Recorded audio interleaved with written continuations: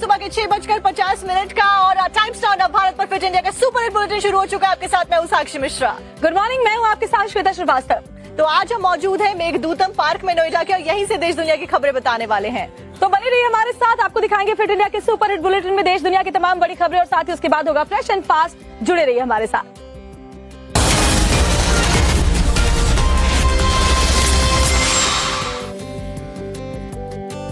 और एक बड़ी खबर आपको बता रहे हैं, देखिए मिडिल ईस्ट में जो तनाव चल रहा है, इस बीच ईरान से भारतीय छात्रों को हिंदुस्तान वापस लाने की कवायद जोरों पर चल रही है और इसी कड़ी में 110 भारतीय छात्रों का जत्था जो है वो दिल्ली पहुंच चुका है।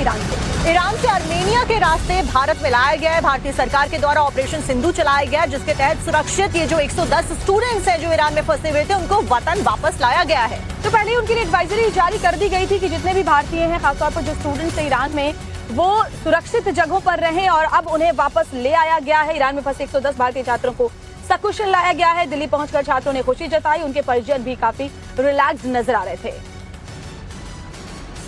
जी बयान नहीं कर सकता, अपने घर वालों को देखने के लिए खुशी जो है बहुत ज़्यादा है। वहाँ के हालात को देखकर क्या कहना चाहेंगे? वहाँ के हालात बहुत वर्स्ट हैं, वहाँ के लोगों के लिए भी। वहाँ छोटे छोटे बच्चे हैं, हालात जो है बिगड़ते जा रहे हैं। पहले तो स्टार्ट जो वेरी स्लो था, लेकिन अब जो है वो बहुत हालात ख़राब होते जा रहे हैं। मोस्टली जो तेहरान में है, जो कैपिटल है, वहाँ पे बहुत ज़्यादा हालात ख़राब है। वहाँ से जो है सबको निकाला जा रहा है। इंडियन स्टूडेंट जो हैं वो सारे वहाँ से निकल रहे हैं और बाकी यूनिवर्सिटी में जो भी बच्चे थे वो निकल रहे हैं। मैं बहुत खुश हूँ, मेरी बेटी पार आ गई। मैं चाहती हूँ सबके बच्चे वापस आएँ और इंडियन गवर्नमेंट ने बहुत अच्छा किया, जो हमारे बच्चों के लिए इतना कहीं परेशानी नहीं हुई, कहीं कुछ नहीं हुआ, बहुत अच्छे से बच्चे आ गए। इंडियन एम्बेसी ने हमारे लिए सब कुछ ऑलरेडी प्रिपेयर्ड रखा था, हमें उतनी प्रॉब्लम नहीं हुई। हमें बहुत अच्छा लग रहा है, हम वापस आए आज और बहुत खुशी है कि उन्होंने इंडियन एम्बेसी ने हमें बहुत अच्छे से रेस्क्यू किया। मिडिल ईस्ट में फिलहाल हालात बद से बदतर होते हुए नजर आ रहा है। ईरान और इजराइल के बीच में युद्ध और भी ज्यादा घातक होता हुआ नजर आ रहा है। 7 दिन बीत चुके हैं, लेकिन दोनों ही रुकने को तैयार नहीं है। और ट्रंप की चेतावनी के बावजूद ईरान सरेंडर को तैयार नहीं है। खामेनेई तो बाकायदा संदेश जारी करके ये साफ कर दिया है कि ईरान किसी भी कीमत पर नहीं झुकेगा। ट्रंप के अल्टीमेटम पर खामेनेई का जवाब। सरेंडर नहीं सवाल, युद्ध के लिए तैयार। तो क्या अब मिडिल ईस्ट में जंग आर पार?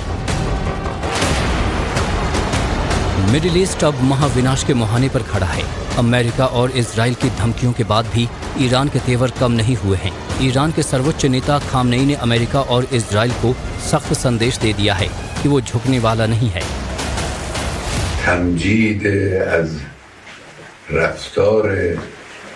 ملت عزیزمون در این قضیه است که اخیراً دشمنان برای کشور پیش برد. ملت ایران نشان داد که هم متینه هم شجاعه. इधर इजराइल और ईरान के युद्ध के बीच ट्रंप ने दावा किया है कि ईरान ने हमसे बातचीत करने के लिए संपर्क किया। मैंने उनसे कहा कि बहुत देर हो चुकी है, वो व्हाइट हाउस आना चाहते हैं। मैं ये नहीं कह सकता कि अमेरिका ईरान पर हमला करेगा या नहीं। हालांकि ईरान ने इन दावों का खंडन किया है। ईरान की तरफ से संयुक्त राष्ट्र में जारी किए गए बयान में कहा गया कि कोई भी ईरानी अधिकारी व्हाइट हाउस की चौखट पर नहीं गया है। ईरान ने कहा कि ईरान कभी भी दबाव में बातचीत नहीं करता, न ही धमकी के साये में शांति स्वीकार करता है। जिस तरह के ईरान के तेवर हैं और ट्रंप लगातार धमकी के मूड में हैं, तो ऐसे में यही लग रहा है कि अमेरिका कभी भी ईरान पर बड़ा हमला कर सकता है। इधर ब्रिटेन भी सैन्य शक्ति देने की बात कह रहा है। तो ये मानकर चलिए कि ईरान के लिए आने वाले दिन अच्छे नहीं लग रहे हैं। और इस बीच क्रोएशिया से प्रधानमंत्री नरेंद्र मोदी ने दुनिया को एक बड़ा संदेश दिया। उन्होंने कहा कि रणभूमि से नहीं बल्कि संवाद से किसी भी समस्या का हल होता है। नरेंद्र मोदी हिंदुस्तान के पहले प्रधानमंत्री हैं जो कि क्रोएशिया के दौरे पर है। इस दौरान उनका भव्य तरीके से स्वागत किया गया। वो खुद भी मंत्रमुग्ध हो गए जिस तरीके से क्रोएशिया के लोगों के द्वारा, सरकार के द्वारा प्रधानमंत्री का स्वागत किया गया। और बड़ी बातें उन्होंने कही कि उन्होंने सबसे पहले ये कहा कि आतंकवाद के खिलाफ पूरी दुनिया को एकजुट होना है और साथ ही ये भी कहा कि युद्ध किसी भी परेशानी का हल नहीं है, संवाद यानी बातचीत से किसी भी मुश्किल को सुलझाया जा सकता है। आपको उनके स्वागत की तस्वीरें दिखाते हैं और सुनवाते हैं कि आखिरकार उनके द्वारा क्या कुछ संदेश दिया गया।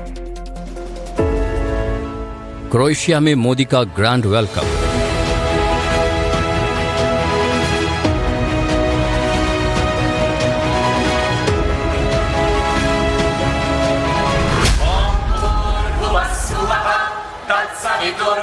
वैदिक मंत्रों और गायत्री मंत्र की गूंज।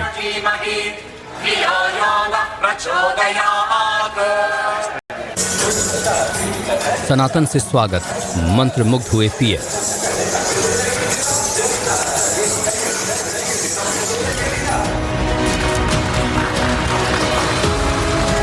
क्रोएशिया की धरती पर जब पहली बार कोई हिंदुस्तानी प्रधानमंत्री पहुंचा तो उसका ऐसा भव्य स्वागत किया गया, ये किसी ने सोचा भी नहीं था। खुद पीएम मोदी क्रोएशिया के स्वागत को देख मंत्रमुग्ध हो गए। वैदिक मंत्रों के जाप और गायत्री मंत्र के उच्चारण की ऐसी सनातन परंपरा में स्वागत की तस्वीरें इतिहास के पन्नों में कैद हो गई। प्रधानमंत्री मोदी का स्वागत खुद क्रोएशिया के प्रधानमंत्री आंद्रेज प्लेंकोविच ने विशेष सम्मान के साथ किया। इस दौरान पीएम मोदी का काफिला जब शहर से गुजरा तो बड़ी संख्या में भारतीय समुदाय के लोग और स्थानीय नागरिक उनका स्वागत करने के लिए एकत्र हुए। उनके होटल पहुंचने पर भी मोदी मोदी भारत माता की जय के नारे लगे। क्रोएशिया दौरे पर भारत और क्रोएशिया के बीच कई अहम समझौते हुए। इस दौरे में दोनों देशों ने रक्षा, व्यापार, तकनीक और आतंकवाद जैसे मुद्दों पर सहयोग बढ़ाने का फैसला किया। इस मौके पर खुद पीएम मोदी ने कहा कि क्रोएशिया का दौरा छोटा है लेकिन यादगार रहेगा। क्रोएशिया की धरती से पीएम ने एक बार फिर दुनिया को संदेश दिया है। उन्होंने कहा कि समस्याओं का समाधान युद्ध के मैदानों से नहीं निकल सकता। मुझे बहुत प्रसन्नता है कि जागरेब के इस सुंदर शहर में मुझे आने का अवसर मिला। भले ही यात्रा छोटी है लेकिन इस दौरान मुझे आपके शहर की संस्कृति, जीवन शैली और यहाँ के लोगों की गर्मजोशी का सुंदर अनुभव हुआ। यह मुझे एक अपनेपन का एहसास हुआ। हम दोनों इस बात का समर्थन करते हैं कि यूरोप हो या एशिया, समस्याओं का समाधान रणभूमि से नहीं निकलता।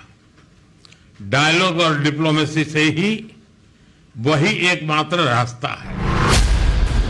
क्रोएशिया से एक लॉन्ग टर्म रक्षा सहयोग योजना की घोषणा की गई, जिसमें सैन्य ट्रेनिंग, मिलिट्री एक्सचेंज और रक्षा उद्योगों में सहयोग पर जोर रहेगा।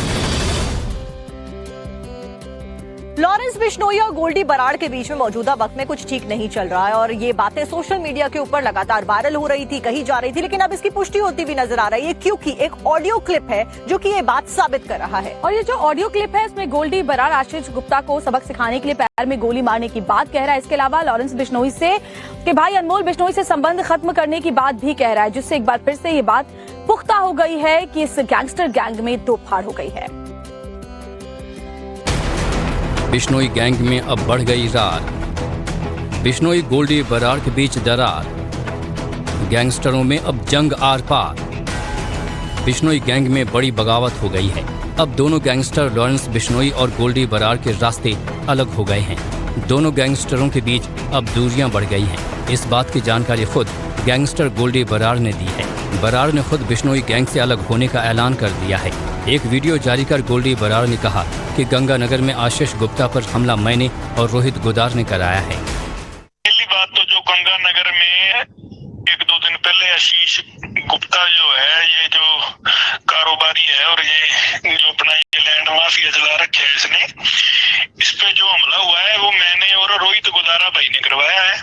ठीक है, इसको मारना नहीं था, इसको थोड़ा सबक सिखाना था, इसलिए इसके टांग पे गोली मारी है। ठीक है, अगर समझेगा तो बढ़िया बात है, नहीं तो अगली बारी सर पे भी मरवा देंगे, कोई दिक्कत नहीं। और ये हमने ये पोस्ट वगैरह डालनी नहीं थी क्योंकि हम मर्डर से कम किसी चीज की पोस्ट डालते नहीं है जल्दी कहीं, जब तक कोई और कारण ना हो। पर ये काम मैंने और रोहित भाई ने कराया, लेकिन एक झूठी पोस्ट जो न्यूज में और सोशल मीडिया में चल रही है अनमोल बिश्नोई के नाम से, अब पता नहीं ये इन्होंने क्यों डाली है पोस्ट या क्यों नहीं, वो इनको पता होगा। पर हमारी अनमोल बिश्नोई से अब बनती नहीं है, ये चीज सारे भाइयों को हमने क्लियर करी हुई है। गोल्ड जिस अनमोल बिश्नोई के बारे में बात कर रहा है वो लॉरेंस बिश्नोई का सगा भाई है, जो अमेरिका में फर्जी इमिग्रेशन पेपर्स के चलते गिरफ्तार हुआ था। लॉरेंस बिश्नोई और अनमोल को लगता है कि अमेरिका में मौजूद रोहित गोदारा और गोल्डी ने अनमोल की मदद नहीं की।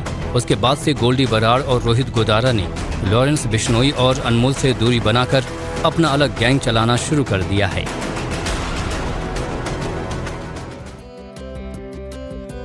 साक्षी, इंस्टाग्राम पर लाखों फॉलोअर्स। सरकार जल्द ही गाड़ी चलाने वालों के लिए एक बड़ी खुशखबरी लेके आने वाली है। दरअसल आप एक बार में पास बनवा करके पूरे साल टोल टैक्स बिना दिए हुए आसानी से अपनी गाड़ी से फर्राटा भर सकते हैं। आखिर इस नए नियम में क्या बदलाव किए गए हैं, ये खबर आपके लिए बहुत जरूरी है। देखिए, देश भर के वाहन चालकों के लिए बड़ी खुशखबरी है। केंद्रीय परिवहन मंत्री नितिन गडकरी ने ऐलान किया है कि देश में जल्दी ही नई टोल नीति लागू होगी।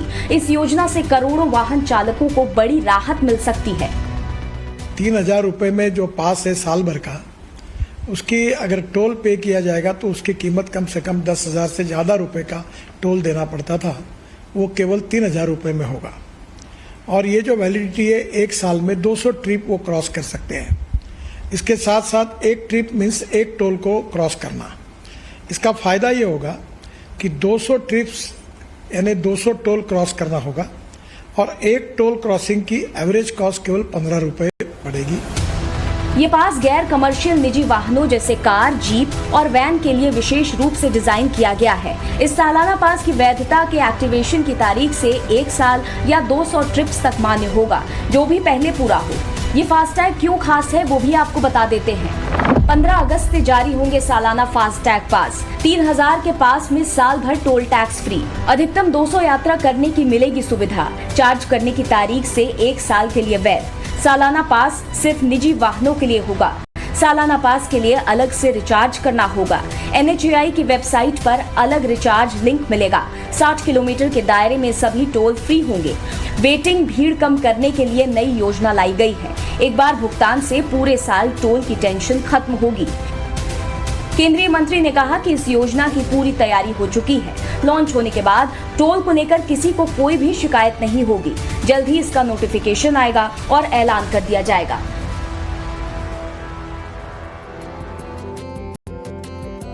ब्रेक के बाद स्वागत है आपका। आप देख रहे हैं फिट इंडिया का सुपर हिट बुलेटिन। खबर मध्य प्रदेश के शहडोल से आपको बताते हैं, जहां अतिक्रमण हटाने गई टीम को भारी विरोध का सामना करना पड़ा। दरअसल यहाँ पर अतिक्रमण हटाने के विरोध में एक महिला ने काली माता बनकर हाई वोल्टेज ड्रामा करने का नाटक किया। आपको दिखाते हैं आखिरकार हुआ क्या। वो चीखने लगी।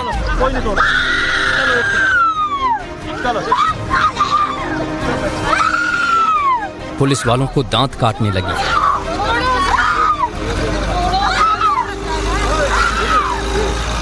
जोर जोर से चीखने चिल्लाने लगी।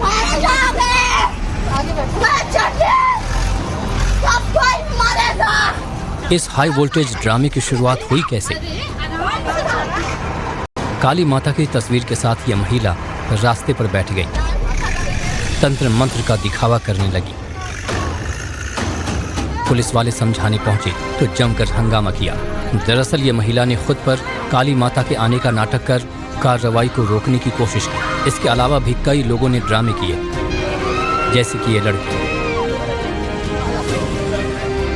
जो बुलडोजर पर चढ़कर चीखने लगी, रोने लगी और अतिक्रमण की कार्रवाई को रोकने की भरसक कोशिश की। इसके अलावा अब इस आदमी को देखिए। चीखते चिल्लाते शख्स ने खुद को दरवाजे के अंदर बंद कर लिया। स्थिति तनावपूर्ण होती देख पुलिस ने कमरे का दरवाजा तोड़कर उसे बाहर निकाला। अतिक्रमण की कार्रवाई भी नहीं रुकी। हंगामे की ये तस्वीरें MP के शहडोल के धनपुरी नगर पालिका की है, जहां प्रशासन की टीम अतिक्रमण हटाने गई तो भारी विरोध का सामना करना पड़ा। दरअसल 5 एकड़ सरकारी जमीन पर लोगों ने कब्जा किया हुआ था। इस 5 एकड़ जमीन पर PM आवास योजना के तहत मकान बनाया जाना है, लेकिन जब अतिक्रमण हटाने पुलिस पहुंची तो यहाँ हाई वोल्टेज ड्रामा हुआ। हालांकि पुलिस के सामने कोई नाटक नहीं चला। भारी विरोध के बीच नगर पालिका ने जमीन को अतिक्रमण से मुक्त कराया। खबर आपको यूपी के गोंडा की बड़ी खबर आपको बता रहे, राजा रघुवंशी मर्डर केस से जुड़ी हुई जांच बहुत तेजी के साथ आगे बढ़ रही है और बताया जा रहा है कि सोनम और राज कुशवाहा की आज कोर्ट में पेशी होने वाली है। ऐसे में रिमांड बढ़ाने को लेकर आज बात कही जा रही है कि पुलिस और भी ज्यादा जो कस्टडी है वो मांग सकती है और साथ साथ में और भी सवाल है जिनके अभी भी जवाब ढूंढे जाने बाकी हैं। तो राजवा हत्याकांड का लगभग 1 महीना होने वाला है। बावजूद इसके रोजाना नए नए खुलासे हो रहे हैं जो बहुत ही चौंकाने वाले सामने आ रहे हैं। आपको डिटेल्स रिपोर्ट में दिखाते हैं। राजा मर्डर केस में शिकंजा कसता ही जा रहा है और अब निशाने पर हैं सोनम के परिजन। एसआईटी के 3 अधिकारियों ने पहले सोनम के पिता, फिर सोनम की मां और उसके भाई गोविंद रघुवंशी से पूछताछ की। घर में रखे सोनम के सूटकेस भी खंगाले।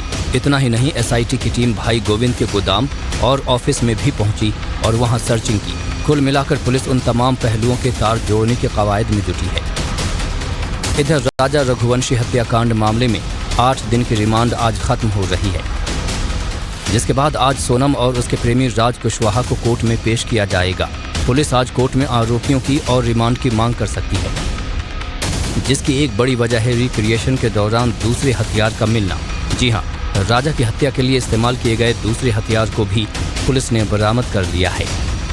क्योंकि सोनम जो आरोपी है और उन्हीं के साथ साथ जो बाकी 3 आरोपी है, उन्होंने ठीक एग्जैक्टली कहां पे, कौन सी खाई पे एग्जैक्टली उन्होंने वो दाव फेंका था वो बता दे। इसके चलते ये जो सेकंड मर्डर वेपन है वो जल्दी उनको मेघालय पुलिस उसको ढूंढने में सफल रही।